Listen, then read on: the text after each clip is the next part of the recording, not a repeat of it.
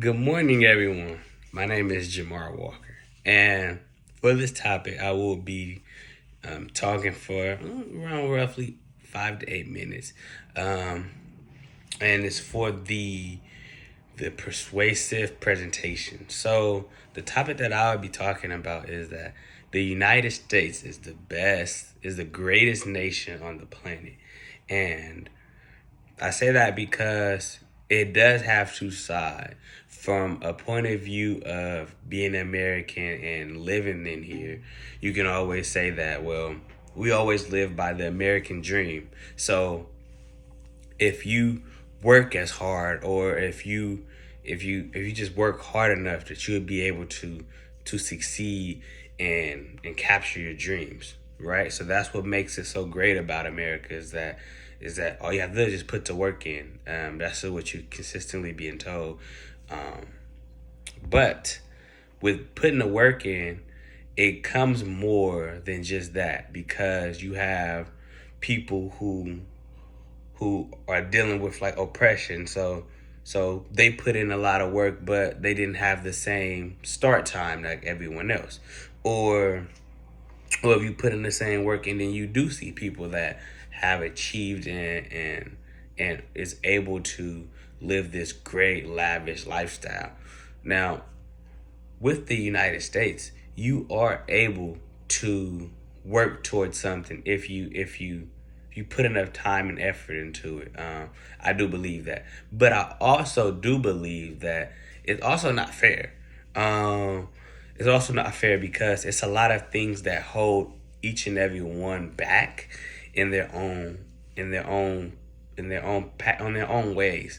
And I say that because you have in the United States, okay, you have a bunch of rules and regulations that has to be followed, and no one really knows why. You have to give taxes, but you own your own car.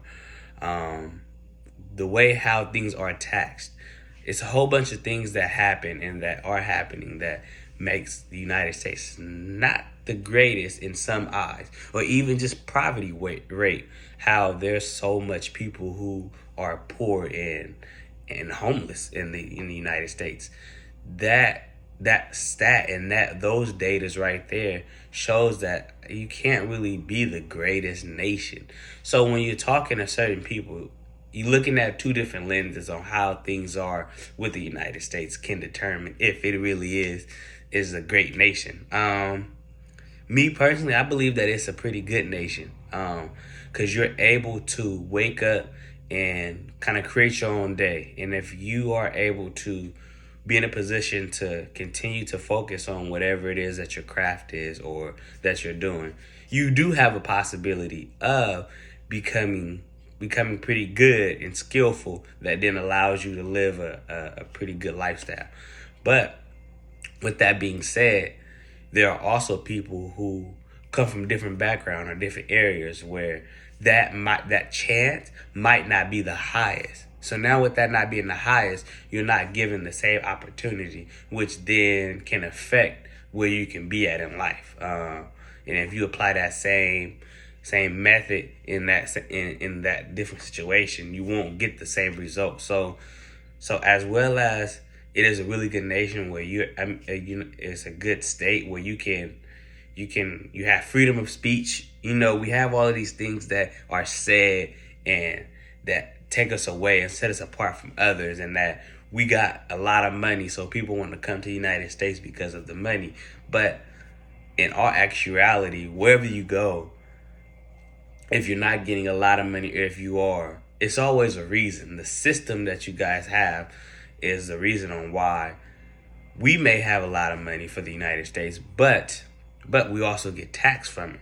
Versus a place that like Texas, where okay, there's no taxes, but there's no state taxes, I believe, or one of the two, or federal, one of the two. But they don't tax you in certain areas, so there's not a lot of money that gets involved. So there's always a system that is playing or that's in effect. But yeah, I just view it as that this is a really good topic, because I mean, one can always argue that the United States is the best nation, given what can happen, but not also thinking about others and how that may view it as, or homelessness.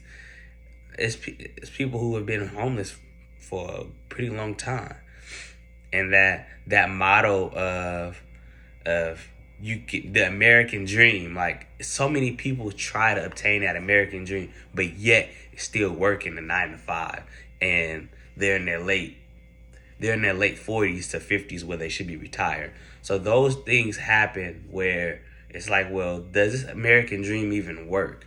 How can we consider the United States being the greatest nation if everybody doesn't feel that way? If a small percentage, a small majority of people feel as if this is a great nation, versus if they went somewhere else, how would that look?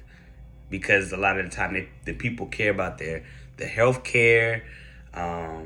They worry about getting the homelessness off the street. So they care more about their people and not more about the money. So it's different angles that you look at it, and the different ways and outcomes that you can get from it. That's it that I have today. Thank you, and enjoy the rest of your day.